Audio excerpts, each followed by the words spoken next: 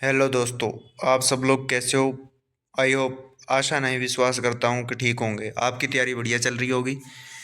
आज अपना आगे की क्लास कंटिन्यू रखते हैं शिक्षण विधियों की। ठीक है, शिक्षण विधियों और उनके प्रवर्तक।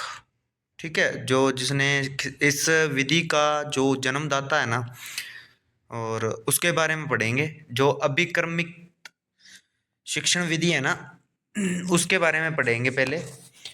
ये किसने नाम दिया और इसके क्या हो सकती है विशेषताएं। ठीक है, बीएफ स्किनर को जानते ही होंगे अच्छी तरीके से। 1954, जिसने साइकोलॉजी पढ़ी है और अपनी क्लासें भी आने वाली है साइकोलॉजी की। 1954 शैक्षिक सामग्री को छोटे छोटे पदों में विभाजित कर उसे श्रृंखलाबद्ध करने की प्रक्रिया। इसके 5 प्रकार आगे और दे रखे हैं। ठीक है, पहला है रैखिक अथवा बाह्य अभिक्रमक।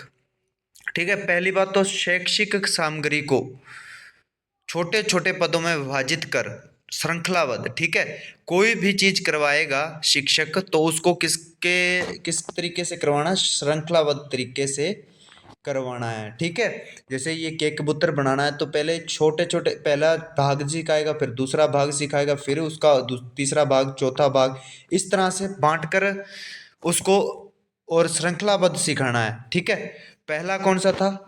रैखिक अथवा बाह्य अभिक्रमक। 1954 बीएफ स्किनर ने कहा था।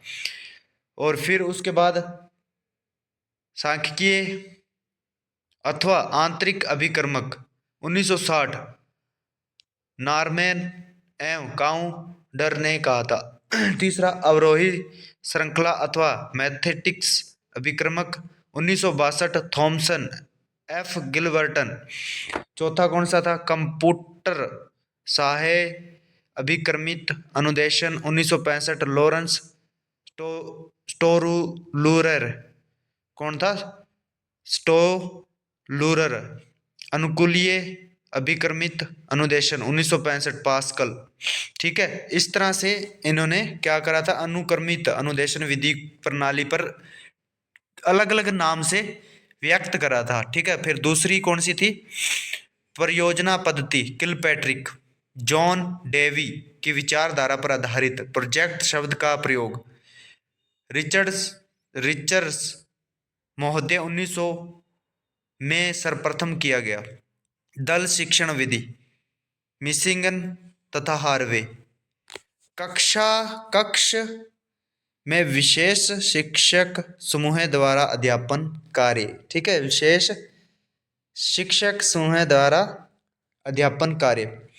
प्रवेशित अध्ययन विधि डेजी मोरविन।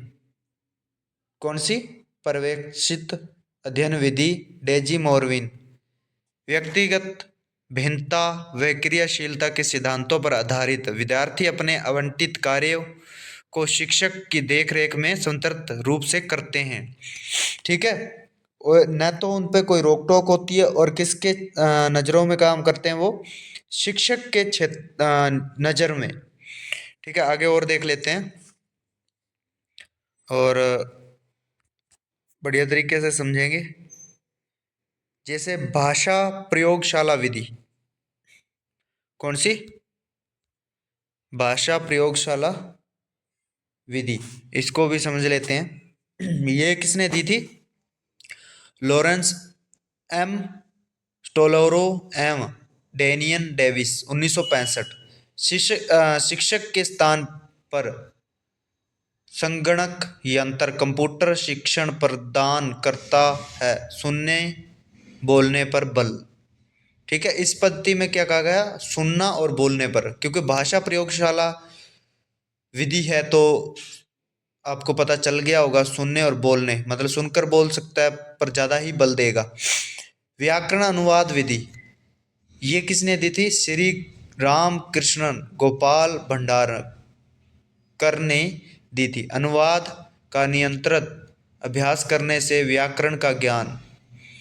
द्विभाषीय पद्धति CJ डॉडसन व्याकरण अनुवाद विधि एवं प्रत्यक्ष विधि के मध्य सेतु का काम करती है। मंडयश्री विधि डॉक्टर मारिया मोंटेसरी ने ये दी थी, उसके नाम पर ही थी। ये 3 से 7 वर्ष तक की आयु के बालकों हेतु उपयुक्त यह बाल केंद्रित विधि है। कोई कक्षा व्यवस्था नहीं और न ही कोई समय विभाग चक्कर, खेल द्वारा शिक्षक शिक्षा ग्रहण करने का अवसर, मांसपेशियों और ज्ञान इंद्रियों को प्रशिक्षण, ठीक है, मांसपेशियों और ज्ञान इंद्रियों को प्रशिक्षण देता है। कौन सा? मारिया मोंटेसरी विधि।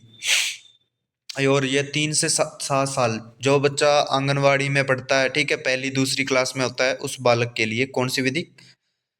मारिया मोंटेसरी विधि। फिर आगे खेल विधि, ये किसने दी थी? Caldwell cook. कुक ने अपनी पुस्तक प्ले वे में इसका उल्लेख किया है, ठीक है। और फिर उसके बाद किडन गार्डन विधि, ये पॉपुलर विधि है, किसने दी थी? फॉरवेल।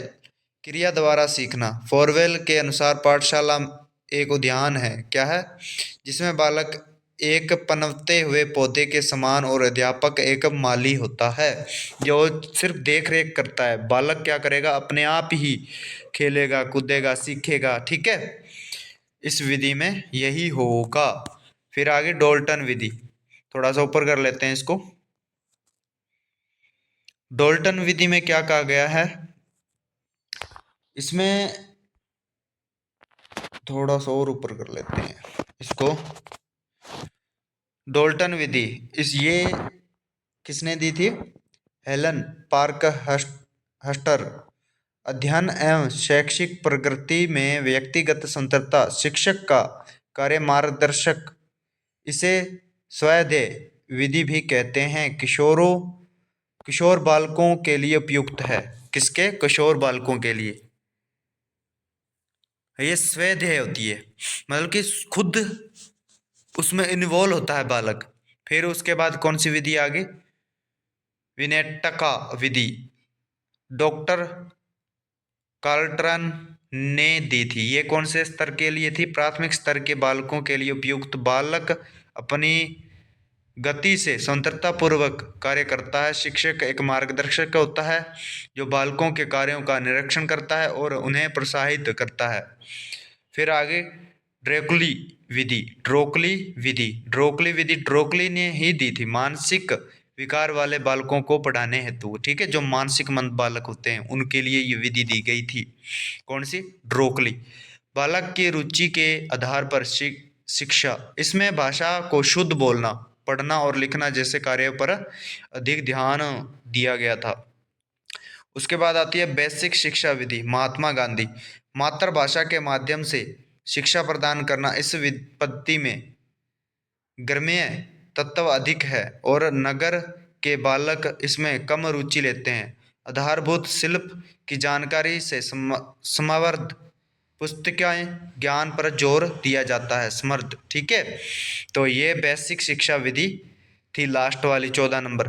तो आज के लिए इतनी ही क्लास रहेगी। आगे नेक्स्ट वीडियो अपने लाइव में करेंगे और कुछ प्रॉब्लम आने के कारण इसलिए लाइव नहीं हो पाया। तो आप ज़्यादा से ज़्यादा वीडियो को शेयर करना, क्योंकि लाइव में जुड़ सको, और अपना बेल आइकन और सब्सक्राइब शेयर रुकना नहीं चाहिए, ठीक है। इससे बढ़िया बढ़िया कंटेंट लाएंगे, कोशिश करेंगे। आप जैसे मोटिवेशन दोगे उसी तरह से आपने आगे आगे बढ़िया बढ़िया तरीके से क्लासेस शुरू करेंगे, क्योंकि यहाँ प्रॉब्लम बहुत आती है भाई।